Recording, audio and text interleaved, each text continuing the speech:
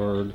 Today, we're going to be talking about some planned giving options, and Matt Malten, for those of you who don't know him, is part of our congregation and a member of the finance committee and an expert as a financial advisor for Edward Jones.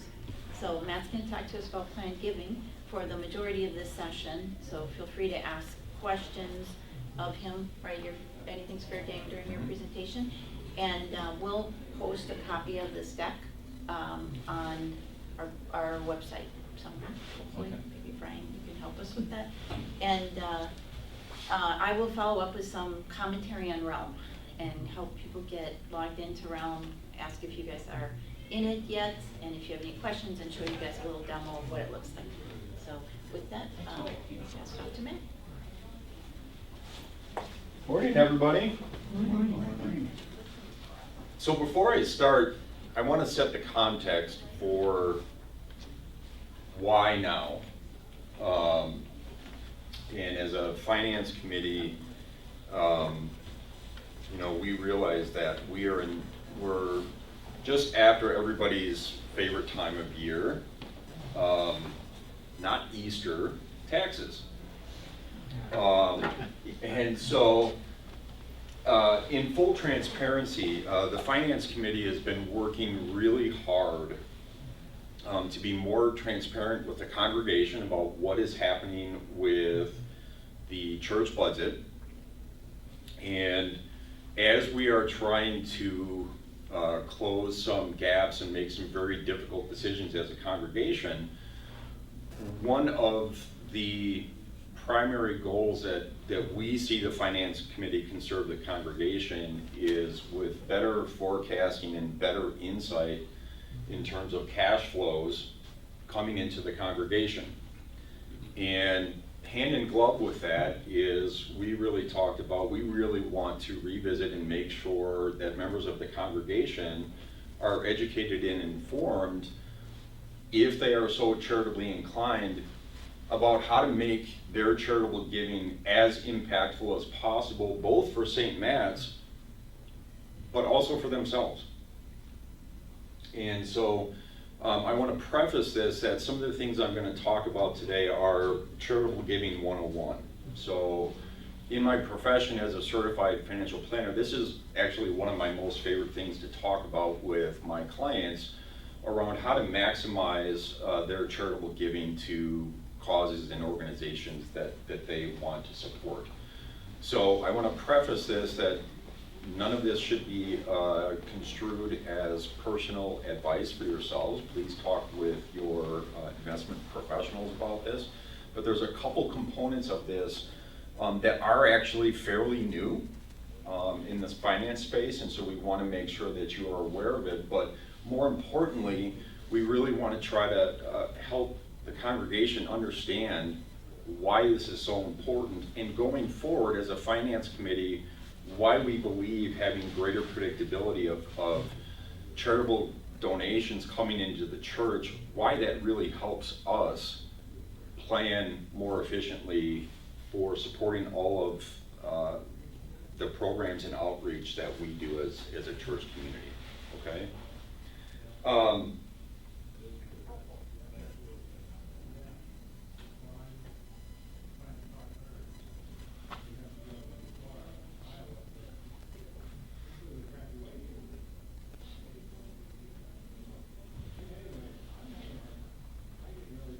So I'm not going to read these word for word. I just want to make sure that we get home the main points and people understand why our charitable giving is so important. So obviously those of us that are charitably inclined, we want to make sure that what we are already doing is as thoughtful and generous as possible.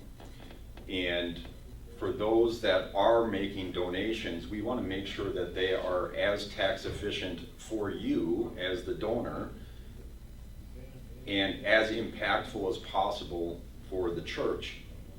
So there's a couple of annual strategies that we're going to talk about, and that was very imperative in why we timed today's discussion so early in the year because as a finance committee, we have historical annual trends. We can see when charitable donations are tending to come into the church, and it's not unusual that we're starting to see a lot of those things happen right around tax filing.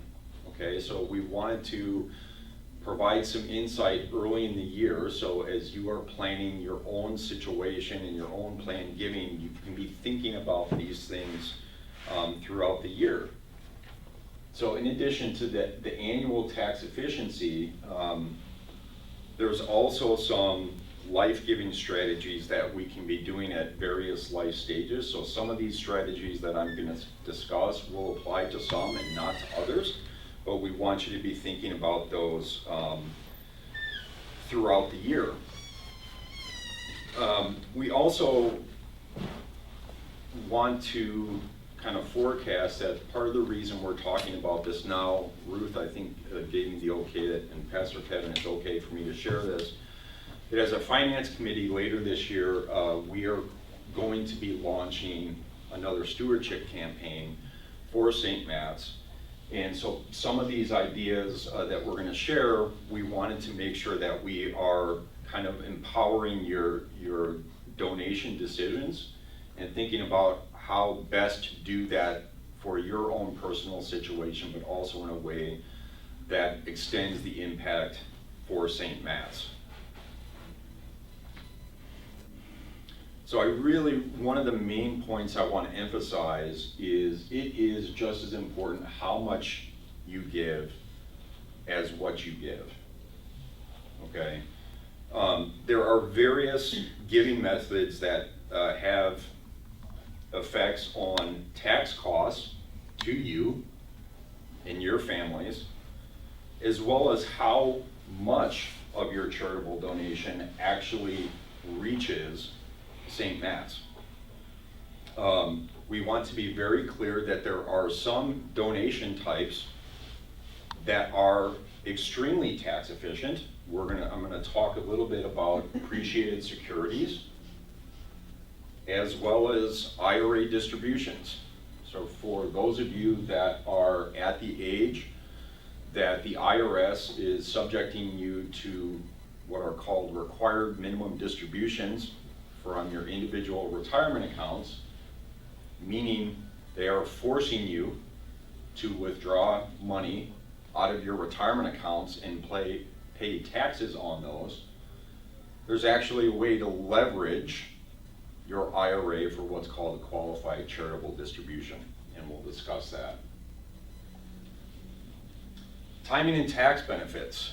So for those of us in the room that are in our higher income earning periods, understand that there's some strategic timing strategies you can be thinking about where you can be stacking gifts while you are in your higher income years and maximizing tax deductions from your adjusted gross income in the current year.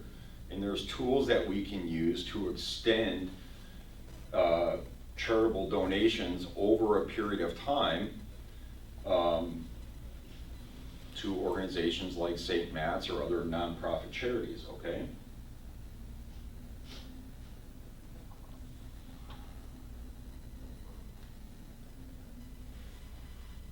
So some of the most common ways that we as a finance committee see as members of the congregation supporting church activities is obviously cash donations. So Ruth and Pastor Kevin are going to talk about Realm and the importance of Realm and that tool for finance committee is, again, it is very helpful to us as a committee when we can see the planned weekly or monthly donations that people are pledging to St. Matt's. It gives us much greater predictability in terms of what activities and budget items we can support as a church. So making sure members of the congregation are using that tool and are informed about how it works and what it's telling us, it's very important. It provides us a lot of insight. So cash is obviously a regular, it is a donation. And whether you're doing that weekly, monthly, or annually, that is something that you can be taking a deduction on your personal income taxes for. Appreciated investments. So if in your assets you hold publicly traded stocks or mutual funds, and those are what we call highly appreciated. So you purchased them years ago, you let them grow, and the value of those investments has grown significantly, and you hold those assets inside of a taxable account. So it's not a individual retirement account that the IRS has allowed you to defer taxes, or it's not in a tax-free investment vehicle.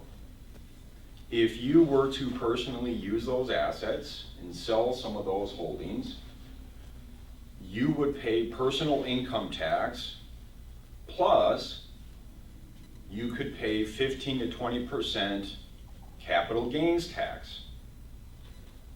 So one of the things we want people to think about is, if you are charitably inclined and you're thinking about, well, what is something that I could donate that is going to provide both St. Matt's a tremendous benefit, but also help me with my personal tax situation. We would like people to be thinking about appreciated investments, because anything that you donate, you remove that income tax and that capital gains tax from those securities. If St. Matt's decides to take a charitable donation of investments like that, because we are a nonprofit organization, St. Matt's will not pay income tax or capital gains tax on investments. And as a finance committee, if we decide, hey, we're okay, we don't need to liquidate those funds and use those for income, guess what continues to happen with your donated securities? It continues to grow, and it continues to extend the impact of your charitable donation. Okay? We also, on rare occasions, see people gifting other assets, like real estate. And oftentimes, I work with clients, and we have some members of the congregation that are working on legacy or estate giving. So when you're thinking about decisions you'd like to make in your estate planning, meaning what will happen with my assets after I have passed, there are certain tools that you can be discussing with your investment or estate planning attorney around how to bequest your assets to St. Matt's as a transfer on death arrangement. And I'm certainly welcome to discuss any specific questions on that, but in interest of time, I just kind of would like to keep moving at this time.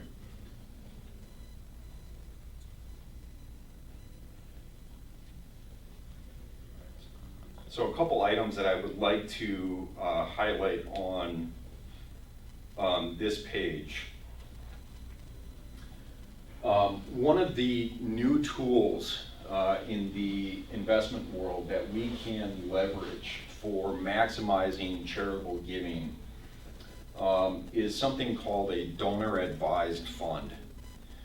And a donor advised fund was a solution that the investment industry came up and has recently been approved by both the SEC and the IRS. And what a donor advised fund allows is for individuals to donate a large charitable amount of assets in 1 year and claim that charitable donation in the current tax year. So hypothetically, let's say I have a sum of money or a sum of assets that I would like to donate in 2026, and I would like to be able to claim that and itemize that on my tax return for 2026. And I want to give that this year because the dollar amount is going to be larger than the standardized deduction that the IRS allows for all of us. You can transfer those assets into something that's called a donor advised fund, and the IRS will allow you to take that donation in 2026. But you are empowered in several ways with that donor advised fund. One of them is you don't actually have to make a decision on where and how much and to what organization I want to disperse those funds to in 2026. Because essentially what you've said is, I have removed those assets from my personal investment portfolio. This has gone into a fund that is earmarked for my charitable giving. You are also empowered in those donor advised funds that you can make decisions just like you can in the rest of your investment portfolio. What do I want to invest in? A lot of donor advised funds are actually now being informed by investment managers that are informed by what is called faith-based giving. And so we've actually talked about this as a finance committee as well.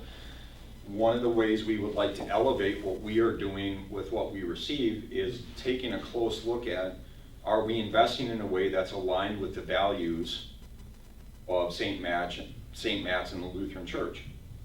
Okay, so the ELCA, the Catholic Church, a lot of Christian faith-based organizations have been doing this for a number of years, and we want to make sure we start to integrate that into what we are doing as a congregation. Last but not least, what a donor advisor fund allows you to do is we can make a charitable contribution into a donor advised fund. And let's, for example, say your individual household had a terrific year in terms of both earned income and investment growth. And I would like to be able to harvest some of those gains in 2026 because I don't know what 2027, 2028, so on and so forth is going to look like. Let me remove and make a charitable donation, but maybe I don't want to give all of what I pulled out in 2026. Maybe I want to set some of that aside and I want to let it continue to grow. And I can tell my investment advisor how much every year I want to pull out, and I want to tell my investment advisor how much I would like to give to St. Matt's and how much I might like to give to other charities that I want to support. Okay? So if you are not aware of this, either come ask me questions or please ask the question of your investment advisor. Okay? This is, in my opinion, it's one of the top 2 or 3 things that the investment industry is offering as a product and service to all of us, and it's one of the most underutilized tools. So again, this goes hand in glove with what we are trying to do as a finance committee of being able to more accurately predict how much and when we can expect donations coming into the church. Okay?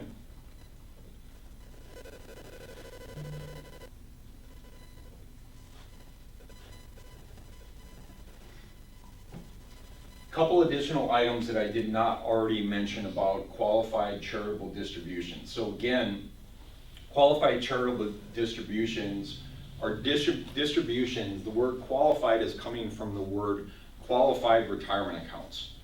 So qualified in context of the IRS means, hey, this is an investment account that the IRS has allowed all of us to put money and save towards our retirement, and it's qualified because they are allowing it to grow tax-free, I should say tax-deferred, until you reach what used to be age 70 and a half. For some of the younger folks in the room, the IRS has pushed that date back to age 73, the calendar year in which you turn 73, at which point you're subject to required minimum distributions.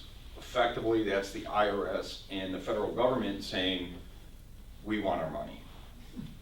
Start paying up, okay? So for those of you that had tax-deferred retirement accounts and you are now subject to these required minimum distributions, I don't have a single client that says to me, Matt, this is awesome. Let's pay taxes to Uncle Sam. Okay? There is an alternative. Some people use these qualified charitable distributions and they say, well, is there a way around this? And I want to be clear that there's a difference between tax avoidance and tax evasion. And one of the ways to avoid paying taxes is, well, if I'm an individual who's subject to these required minimum distributions, but I don't really like paying those taxes to Uncle Sam.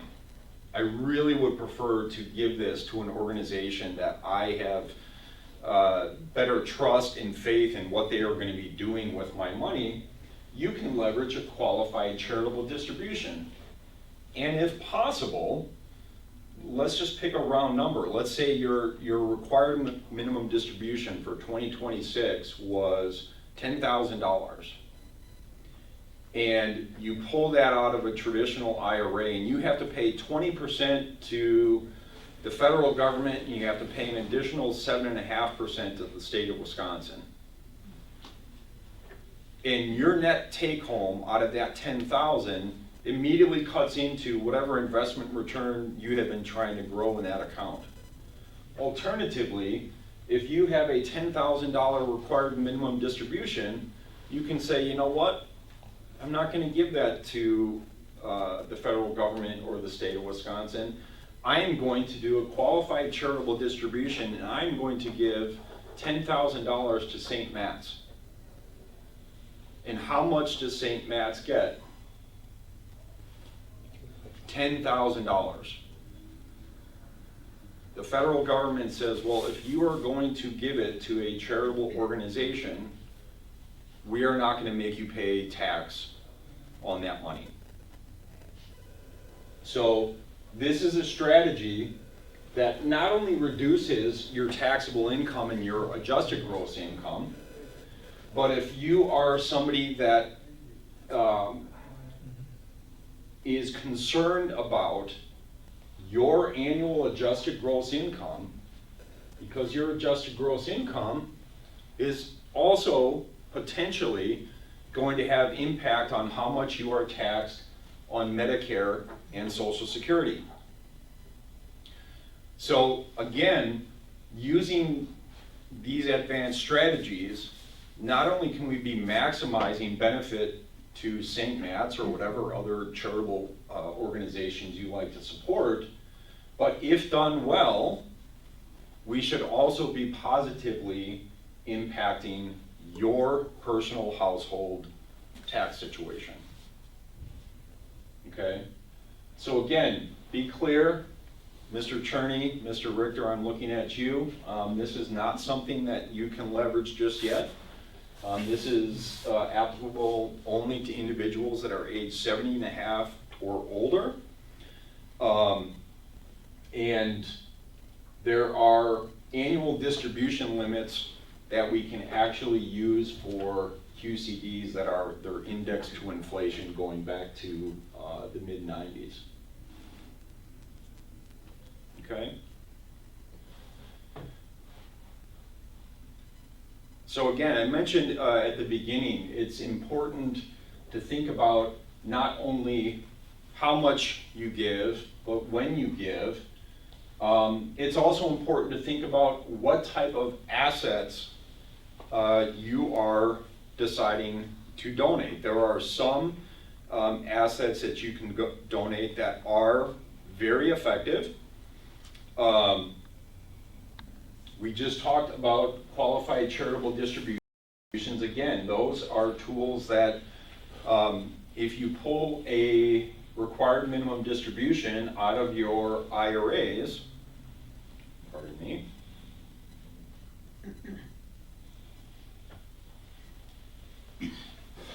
typically if you are working with, shall I say, a reputable investment advisor and you've had assets accruing and growing in your retirement accounts for years, you're likely going to have years of appreciation in your investment assets.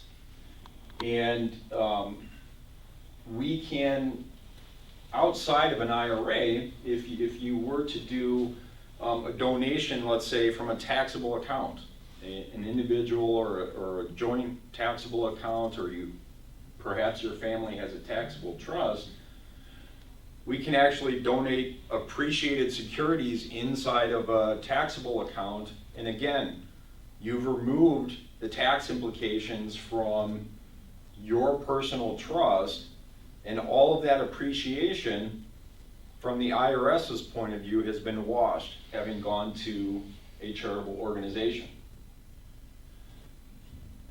Interestingly, one of the conversations I invariably have a couple of times a year, people will say to me, we'll take a look at an investment portfolio, and perhaps they have something, a stock or a mutual fund that hasn't been performing well. And they'll say, you know, that investment's not doing well for me, why don't I just donate that and get rid of it? And they're shocked when I tell them, no, I actually don't want you to be donating one of your assets that has a loss. If we don't like that asset, what I would actually prefer you to do is let's sell it. And what I want you to do is I want you to be able to take advantage of that loss. Because on your tax return, we actually can offset any of our investment that have gains. If you have something that's not performing well, take it and harvest that loss. And then if you would still like to donate, then donate the cash after you have personally benefited from taking that loss. Okay? So these are all questions and strategies I would encourage you to be discussing with your professionals that you work with. Bigger picture. We also want you to be thinking about, certainly in your own personal situation, beyond just thinking about what charitable assets I want to select and use to support organizations of interest to you. There's also, from a broader estate planning perspective, key decisions to be thinking about what you would like your personal legacy to be in your estate planning. So the charitable asset selection, what you decide to give now, there are certain assets that are better than others, certain things that you can take tax advantages of now that can also continue to grow for St. Matt's going forward. But I've never worked with people that also don't want to have an impact on their own personal heirs. And there are certain heir-favored assets that I would strongly encourage you to set aside for your heirs, that certainly you could use them to benefit St. Matt's, but it's not going to be the best benefit for you, namely Roth accounts. So if you have a Roth IRA, in my humble opinion, the Roth IRA is the best investment management tool that Congress has ever given us.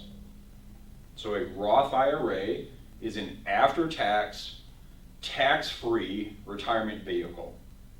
So everything that you put into it, the IRS has considered all the contributions have already been taxed. All the growth you get in it is tax-free. So you may have a sizable Roth account and you may be thinking, well, this is something that I can use for my charitable giving. It can be done. There's nothing wrong with it, but I wouldn't advise that. Why? Because it's already tax-free.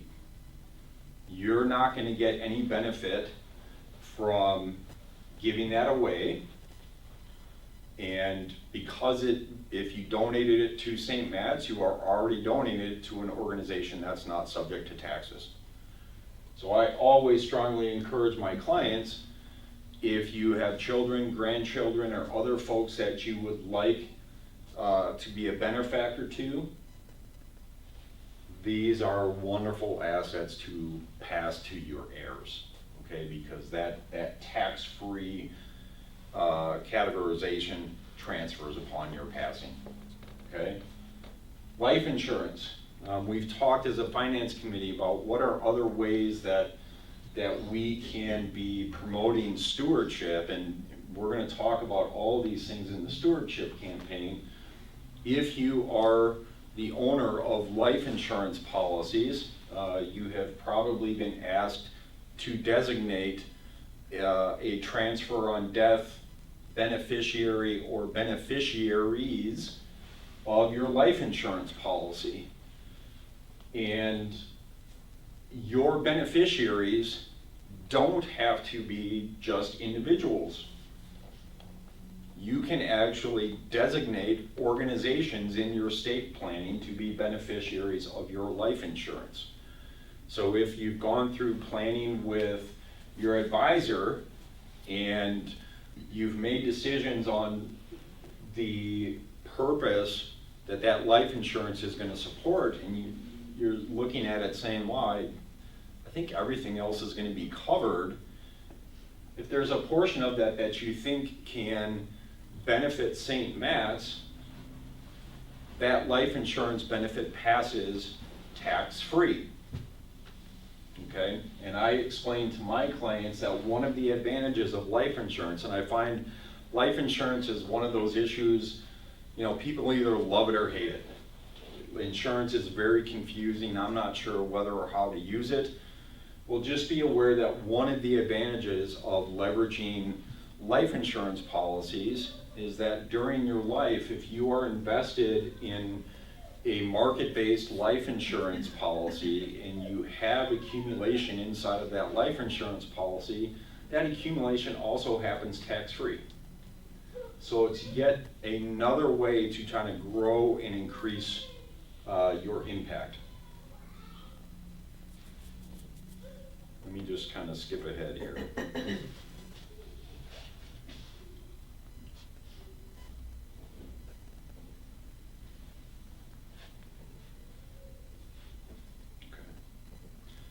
So the last thing I want to really emphasize again is we want people to be aware and understand that there are multiple ways for you to be giving. And we really take it seriously as a finance committee that we want our congregation to be informed about how to do this in a way that's mutually beneficial for St. Matt's, but also for you. There's a way for us to become more efficient as a congregation where we're both having greater predictability, not just in the immediate fiscal year, but in future years. If we become really good at doing this, what we are really inspired by as a finance committee is how can we leverage this in a way where we are not coming back to the congregation every couple of years and saying, we have really difficult budgetary decisions to make. This is one tool of many that we have at our disposal as a congregation. If we all become better informed about how to use these finance and investment tools, we hopefully can become over time much more flexible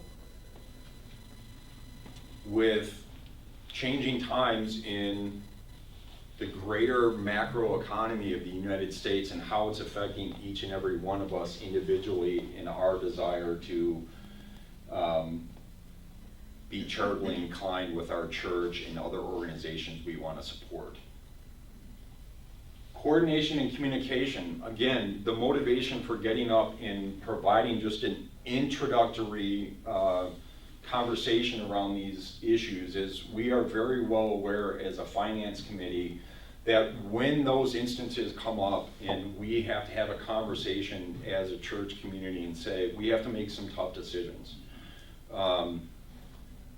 We have budgetary constraints for a variety of reasons. None of us like coming back to the congregation and saying, we've been doing X, Y, and Z programs. Pastor Kevin and Pastor Ann have vision for doing these other programs. None of us like coming back and feeling like we have to ask the congregation yet again to reconsider their donations for the year. What we would like to be able to do is make sure we are efficiently using these tools.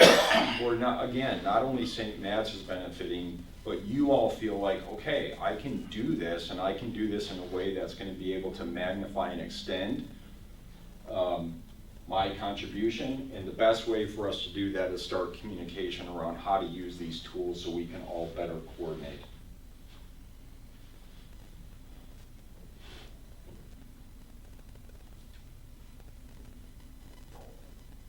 Last but not least, I just want to emphasize, again, what I touched on today was the tip of the iceberg. This was kind of tough for me to surmise what's frankly a very detailed and complex individual conversation with each of your individual situations. But I wanted to give insight into the value of these advanced strategies. There are tools that we can be leveraging beyond just, hey, I'm going to make a weekly or monthly cash donation. There are other things that if you're thinking about, man, I would really like to extend my benefit, there are other tools that we can be using. And I cannot emphasize enough, this is a personalized approach. I said at the beginning, I didn't want you to be interpreting this as personal investment advice, but please, please, please work with your professional and have them take a look at your individual situation and say what might make the most sense for me if I am charitably inclined and I want to expand my impact. Do any of these tools and situations apply to my situation? And how can I maximize those benefits for my household as well as the organizations I want to support? So this should be a collaborative situation, and I'm going to stop there. Do you want me to, I think maybe it makes sense for you and Ruth to talk about Realm and then just take questions as a group at the end. I think we can take questions now. What do you think, Sure. Ruth? Yeah, absolutely. Instead of donating like once a month then, or so, if you had a donor advised fund, would you do it like once a year? Or You can do it monthly. You can. You can do it annually. The two main reasons that people typically leverage a donor advised fund is, let's say you want to donate a dollar amount that's larger than the IRS standard tax deduction. So it would depend on how you file, whether you file single, married filing jointly. There's different dollar amounts on what they will allow you to deduct. Oftentimes people that use a donor advised fund will say, that standard deduction is not large enough for me. I want to be able to deduct more, so I want to itemize my deductions and reduce my adjusted gross income. So if you have it in a lump sum, you can donate it, and again, the advantage of it is you don't have to make a decision immediately where you're going to donate those funds. But the IRS will say, you've set that money aside, we're going to give you that deduction this year. But if you don't actually want to release those funds to St. Matt's or any other organization in the current tax year, that's okay.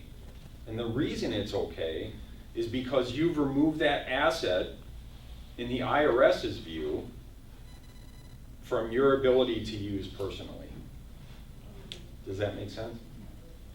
And just to speak to that, I'd just say, like, kind of anecdotally, I'd say that people that use like donor advised funds or otherwise are just giving more, like, that are doing, you know, kind of giving, like investment based giving, let's say, as opposed to just like cash based giving, usually will give, you know, maybe not monthly or weekly, maybe like there's usually an annual lump sum. Or some people also, this is a whole different thing, you know, after when the tax code changed, what was that, like 6-8 years ago, something like that, where the standard deduction went up a lot. Some people started giving, like, you know, for multiple years at 1 year, just so that they could put a lump sum above the, you know, to get above that, so they could, you know, they could itemize their deductions. And if you do that, which is fine, just it's helpful for us to know, just so we can kind of prorate your giving over a period of time as well. But that's also another option with that too. Yeah, and to be clear, as a finance committee, we've had very introductory conversations around exploring actually establishing a St. Matt's donor advised fund. And that is where being informed by, I'm using the term faith-based investing, but faith-based investing on the ground literally means what type of organizations are we going to invest in? So typically those faith-based funds actually have screens for certain things that church organizations don't want to be putting their money towards. So tongue-in-cheek, they're often referred to as the sin stocks. Hey, I don't want to be investing in alcohol, tobacco, or firearms, or whatever else we as a congregation would say that's something we don't want to support. But Pastor Kevin's absolutely correct. When the IRS increased the standard deduction, understand their reasoning for that.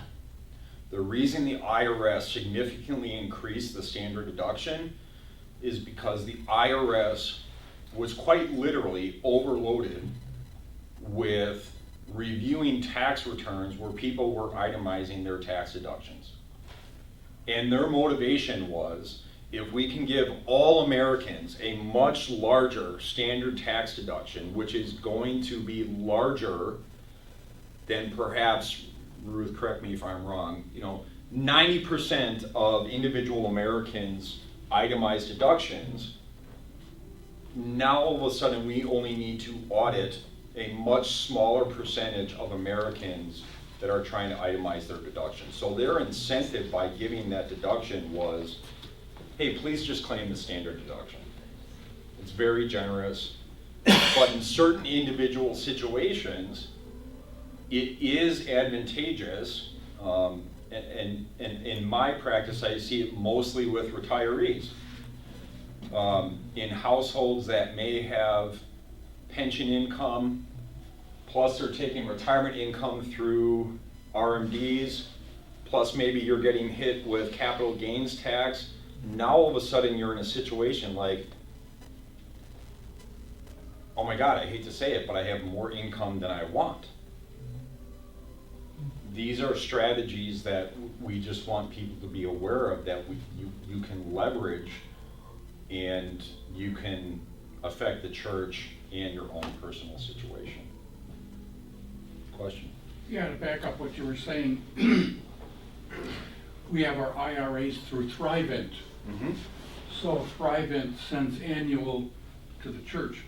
but there is a way to tax-free give money to your descendants. We have 2 grandsons. So there's an organization called Tomorrow's Scholar, which is a college fund. They're minors, so the money in that fund is tax exempt because they're minors. So as that money builds up, they will have money to go to college and have a chance at a better lifetime. And that's what we do. Another great strategy. Yeah.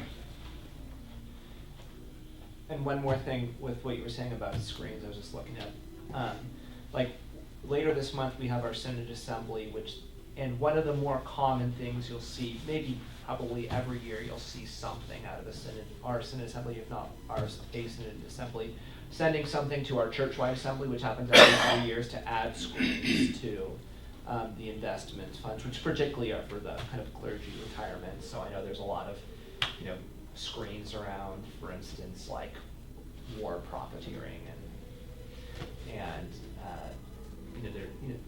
somebody, if there's somebody at the Synod Assembly that has a strong feeling about, like sustainable resources, maybe putting something in about like limits around certain oil companies or something of that sort. So if you're wanting to go down that rabbit hole, there's plenty of information on the ELCA website about those screens that exist.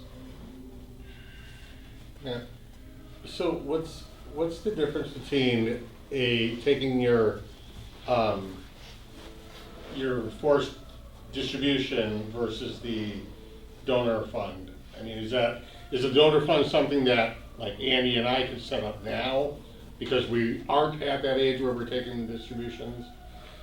And then the other question is, can you transfer your distributions to the donor fund with the same tax benefit of not having that tax hit?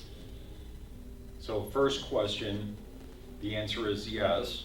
There is no age limit on when you can leverage and use a donor advised fund. In fact, great question, Bill, because donor advised funds, that was one of the driving forces behind that.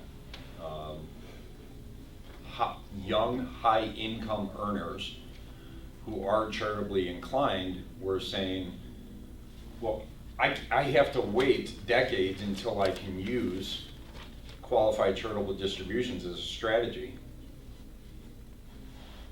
What can I do now? And so the introduction of the donor advised fund, that was one of the stakeholder groups that affected.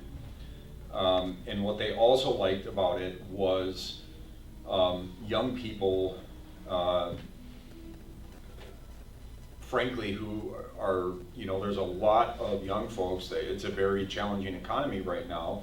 We're saying, well, geez, if I have a really good high income earning year, but I'm in a profession, in a field where perhaps my income is variable, or who knows, maybe I'm dealing with job change on a frequent basis, but I had a really good year. What can I do where I can maximize my charitable contribution and extend that over years?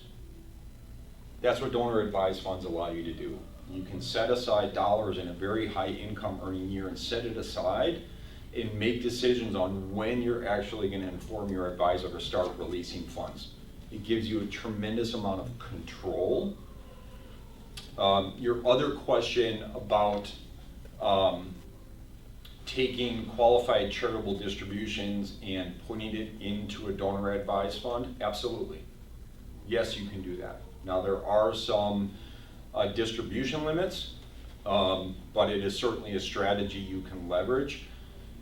One of the reasons as a finance committee we just wanted people to be aware of this conceptually is we want people to know there are multiple different ways that you can contribute and benefit. And it doesn't just have to be with cash that you might have in a checking or savings account at the bank. There's multiple ways we can do this. I want to be sensitive and cognizant of time, so. The wag in me that always remembers a conversation I had with a colleague in Norway who said the government sends me a postcard and tells me what I owe and I pay it and that's it. What is confusing to me is who keeps track of all this? Let's say in a donor advised fund, I choose to set things up in a certain way and then 3 years later I change my mind. What happens to all this? Who keeps track of all that? So the documentation in terms of how much funds you initially put into the donor advised fund, that's actually something that broker dealers, investment broker and dealers have to document. It typically will go on a 1099 form that gets reported to the IRS. And they will be responsible for, on an annual basis, updating what the actual value of the donor advised fund is, as well as whatever distributions you have made out of that donor advised fund. So the long answer short is you personally are not responsible for doing that. That is something, whoever the investment advisor that's managing your donor advised fund, that is something that they will be keeping track of for you.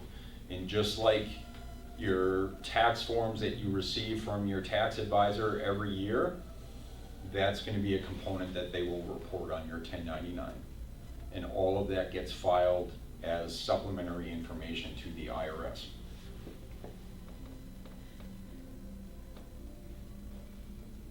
Trudy. Well, I guess I'm really confused. So are you saying that a donor advised fund literally is, let us say, a fund in which you have transferred stock issues from your current portfolio into this fund? So it would be listed within the portfolio, but as a separate fund?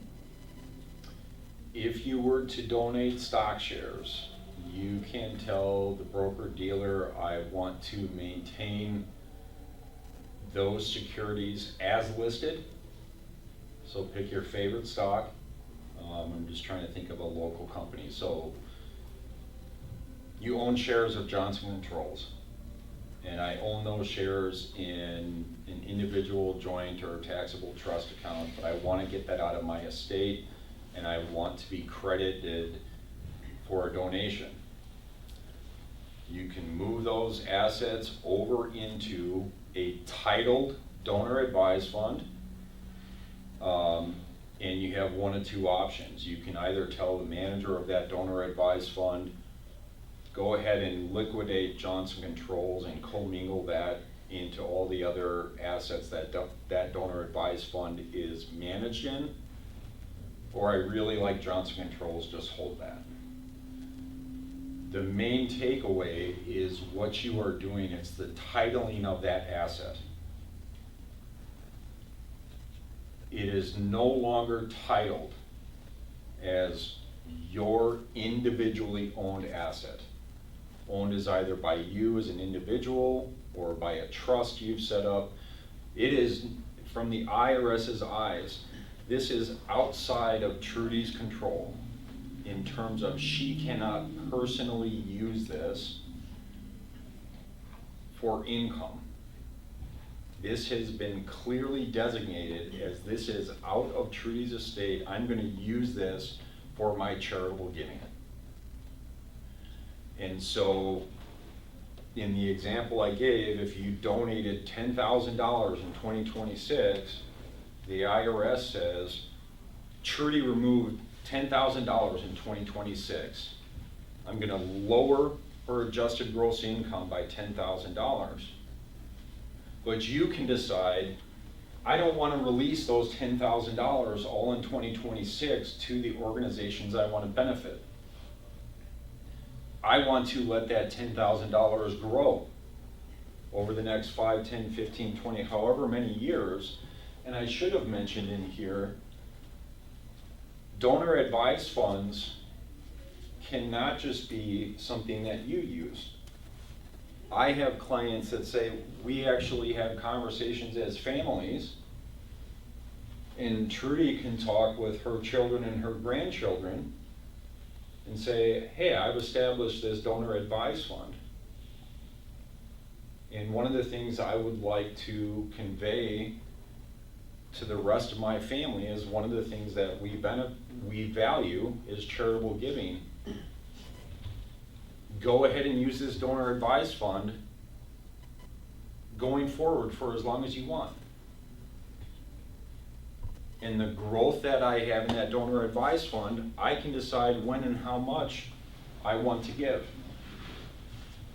So when you think about magnifying that over the rest of the congregation, of people who are so inclined to do so and have the capacity to do so, you can see over years how this can really extend and increase the impact of charitable giving.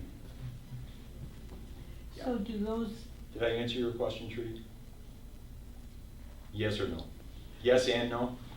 Yes, Okay. yes and no. Okay, I'll talk with you afterward. do those donor advised funds then continue to grow if you don't, even if you don't use all of them? Yes. Yes.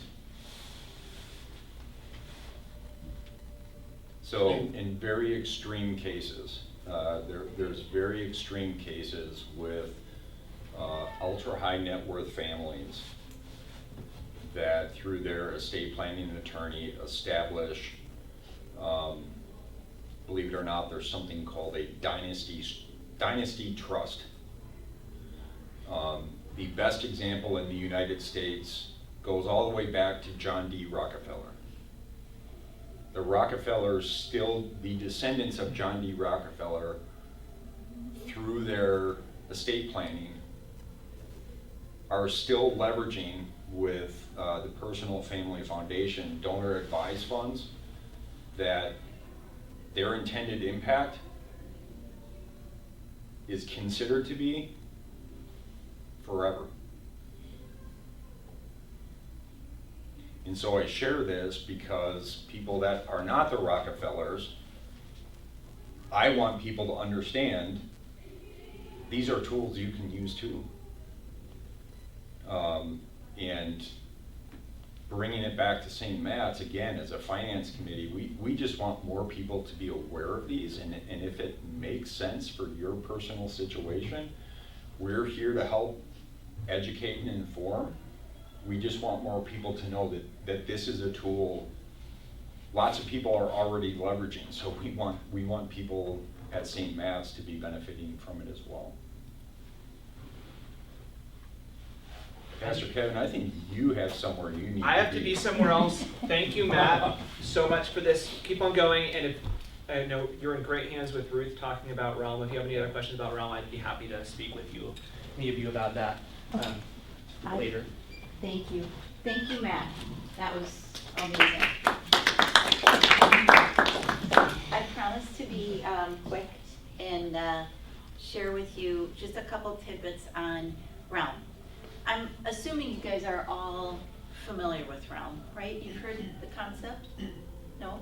Okay, then I'll talk to you about what it is. It's this new, very user-friendly tool that we're going to implement here at St. Matthew's. It's already in place, but not many people have accessed it. It's a new, super safe and secure portal that allows you guys to do one-time gifts or do your recurring contributions to St. Matthew's on this portal. Meaning instead of like simply giving, where you'd write out a paper pledge, and if you wanted to make your gifts electronically, you submit that to the office, and then the office took it from there, right? The office set it up, and they'd work to get it withdrawn from your bank account or charge your debit or credit card. This gives you the control to do this all yourself. You could start it, you can pause it, you can stop it whenever you want to. You can also control if you want to make a one-time gift to the Tanzania Fund. you can do this through this portal. And you can also check on the status at any point in time of where you are with your pledges.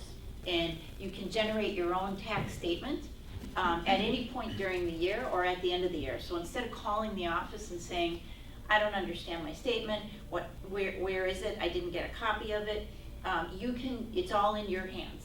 But what you have to do is get access to the system. And St. Matthews has sent out emails with a link to you as an invitation to Realm, which you need in order to get started. And you click on the link, and you create your own secure password, and you log in, and it's a screen somewhat like this. Now we made up a artificial member of St. Matthews, Matilda, and I'm just going to show you real quick. Like this is it's called Realm Connect. So even you can go online right now and pull down Realm Connect, but you can't really set up a login until you have that invitation in an email. And the nice thing about Realm Connect is it includes both information if you're a married couple. It gives information about both you and your husband, to you and your husband for the same information, all your combined contributions. So you can see they're linked, your account is linked together, and your email that you've given St. Matthews should be the email that's being used for you personally, or maybe the invitation went to your spouse. So what Pastor Kevin has said is we're going to send out another email this coming week, so watch for it in your inbox, check your junk in case it goes to spam, but you can go online. So here's an example. So we've logged in, I already logged in Matilda, but you would have your own profile and you would sign yourself in, and then you can go to giving in the portal and say, I want to make a donation here. So this is what the donation page would look like. You click on give and you say, okay, I want to give $10 to the general fund. General fund is what pops up automatically. But let's say, okay, but I also would like to make another, I want to add another donation here, but I want to consider giving it to more of a special project. Maybe I want to give to the building fund to reduce the, expense of the windows. I would tell you the building fund has plenty of money in it. So if you have another, you want to donate to the youth mission trip or the El Salvador education initiative, you can make donations there. We even have a memorial fund section that you can make a donation to. Then you would indicate, is this a one-time donation or do I want to do this on a recurring basis? And you can set up the cadence any way you want. And then you can also designate how you want the money. You can use Apple Pay, you can use a debit or a credit card. You can have it withdrawn directly from your bank account. And again, you control all of this information, so the account does need to be super secure, which it is, but that's why it might give you a little bit of a hard time with your password. It might ask for one of those super safe, strong passwords, which is a little bit of a hassle to put it in, but once you get it in, you can save it on as your known device, your laptop or your phone. You can save it there, and then you don't have to keep re-inputting it. It also might allow you to do a more reasonable password, but just be aware. I talked to Ed about it. He said he was asked for one of those strong passwords, and that hung him up a little bit. If you have any trouble with activating this, feel free to call. You can call me. You can call, or if you need help getting activation, you can also reach out to our new bookkeeper. His name is Sam Oakes. He's a wonderful man. He just started a week or so ago, and I encourage you guys all to introduce yourself to him. He's in the office Mondays for sure, possibly other days during the week as well. But he's a tall man with red hair, and he is so far doing fantastic, getting transitioned into the role. So I would be happy to help you, and I know that Sam if you have trouble with activation, don't expect Sam to be able to get on the phone with you right away and figure it out, but if you let him know you're having trouble with activation, we can reach out to you and either resend the invite or update your email. The other thing I love about Realm is you can update your own information. So if you go into the profile, you can change, like if you have an updated email address or it's going to your husband and you want it to come to you, you can update that and make those changes directly. Let me just check and see, what have I forgotten here? If you go in and we will be in the stewardship campaign sharing more about the pledge, but your 2026 pledge is auto-populated in Realm right now the way it would stand when you log in. The 2027 pledge, I hope, will all be input directly into Realm. And so what we're doing here is we're replacing Simply Giving with this new Realm tool. But for Realm, if you go in and you say, okay, I just want to do my weekly donation through this method because I like that this is flexible, I can make changes when I want to. If you put it in here as recurring, be aware, you're going to double up on anything that's automatically being withdrawn right now in Simply Giving, unless you tell the church office, me, or Sam, and his email is bookkeeper@stmatsorg.com. So that is the same as it has been in the past, but you need to tell us that you put it into Realm, because we need to turn off Simply Giving, okay? And if by chance we do double up, then we'll figure out how to correct it, okay? Or maybe stop the next week's withdrawal. This is a super helpful tool for the office for a couple different reasons, just so you guys understand why we're doing this or investing in this, is because it reduces administrative burden for the office, because Realm is also going to eventually become our general ledger system. So as you input things, it's going to automatically link to this Realm portal, and we don't have to double entry everything. So it's going to make Sam's job easier, less time we have to pay for a bookkeeper, and we don't need paper statements anymore unless people want them. So it's also a green thing. It's very, very secure. You can also pull up your giving history. Like if you want to know, what have I been given for the last 5 years? How much have I given to St. Matthew's? You can pull it up and look at it. If we can populate the information, which I think it will be included as in your portal, honestly, that's a good thing. I need to check that.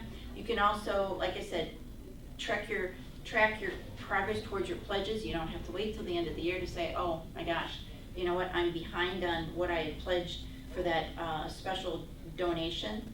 And you can, like I said, access this anytime, pause, stop, update your contributions whenever you'd like. Use any payment option and keep everything secure. You could check it for accuracy throughout the year instead of waiting till you're doing your taxes and suddenly your statement doesn't look like jive with what your records show. And you can also put memo notes when you make special contributions if you want to indicate why you made a donation at what time during the year. So that's a lot, but watch for that email. Feel free to reach out to me. I didn't put my email in here. I'll add it to the deck before we upload it online. And also, I work closely with Sam as the head of the finance committee. I'm helping with his transition, so I'll let him know as he gets questions to come to me so that I can help answer them. I'm trying to think if there's also a lot on Realm that has nothing to do with donations, but all of the groups that you are part of will be, you'll see your groups on your Realm site. It'll list what groups you're in. Matilda's not in any groups, but if she was, you'd see finance committee, you'd see quilting ministry, you'd see all the groups underneath. You can also send messages to your groups through this portal, and you can also see updates for events that church is having, when your next meeting is for your groups, and so there's a lot from a communications, news, and events standpoint that you can see on Realm. So when you log in, that should also pre-populate for you. So any questions on that? So we can't change our current contributions on Realm? No, you cannot turn off Simply Giving now. You can only turn things on and then pause those ones you've done through Realm, or change or increase, decrease them. Okay. But we have to shut you off of Simply Giving, which we cannot do until we get you logged into Realm, Okay. okay? All right, thanks, you guys. Do you have a question? I was just going to comment, so you don't want envelopes for special things like, I don't know, the scholarship fund or whatever. You want us to use this electronic?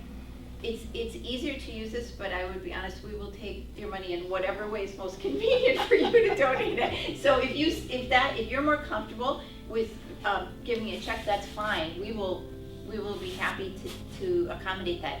But you can do those donations through Realm. I'm thinking of, I buy groceries for repairs, Okay. and then I just turn in the receipt as a donation. Oh, got it. So Got it. you That's still need the receipt, don't you? yeah, for sure. That's a good question, and I don't know if we can update your information. Let me check on that, because Okay. that's a really good question, and I didn't know that people were doing that, but you should get credit for that as a donation. But yeah, absolutely, we still need the receipts, and so let me see if we can go in and then monitor your account and then add that to your account as a donation. But we are scaling back on envelopes. You know, that's another thing that we will still order people boxes of envelopes to make donations. We just need to know that you want them.